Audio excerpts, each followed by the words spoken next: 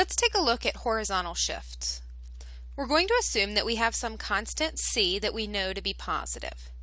Then, if we have the graph of y is equal to f of x minus c, this will be the graph of y is equal to f of x shifted c units to the right. We'll know that this is a horizontal shift because our constant is directly inside of our function right with our x variable. Since x is the horizontal direction, this results in a horizontal shift. Now, we also know that this is a shift to the right because it's x minus c. Now, that may seem counterintuitive because you may think that if you subtract c, that you should get a shift in the negative direction. However, what we're going to find is that anytime we have a transformation on the x variable, it's going to be the opposite of what we would think. The reason for that is that the x variable is what we're plugging in, and so we have to think, how can we change our x variable so that we get y back again? So what we're going to do is we're going to add c, so a positive shift, add c to each of our x values, and that's going to result in us getting our regular y values back again. This should make sense if we plug x plus c into our f of x minus c, and we can see that here. We'll have y is equal to f of x, where x is x plus c, and then minus c.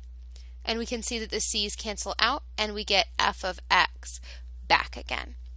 Now, if we do want to have a shift to the left, then we'll have to graph y is equal to f of x plus c. That will be the graph of y is equal to f of x shifted c units to the left. Each point on the graph will become x minus c y. Let's take a look at some examples. Our first example is y is equal to the absolute value of x minus 1. When we look at this, we can see that our library function is y is equal to the absolute value of x. Now, we know how to draw that. We know it goes through 3 points, so we can plot the 3 points and draw the curve through them. We'll have negative 1, 1, 0, 0, and 1, 1. And we know that the absolute value function looks like a v. Then when we look, we see that we have x minus 1 all inside of the absolute value bars, which means that we have a horizontal shift. Since it's a minus 1, it's a horizontal shift to the right. So we'll shift our graph 1 unit to the right, which results in adding 1 to each of our x values, and so we get our new coordinates. So by graphing absolute value of x and shifting it 1 unit to the right, we've gotten the graph of y is equal to absolute value of x minus 1.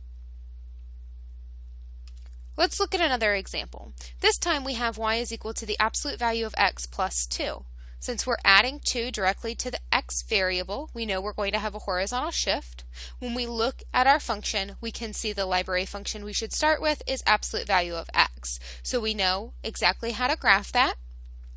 And then we know that we have a plus 2 with our x, which is a horizontal shift to the left. So we're going to go ahead and slide our graph 2 units to the left, which effectively subtracts 2 from each of our x coordinates. So we end up with the graph of y is equal to absolute value of x plus 2.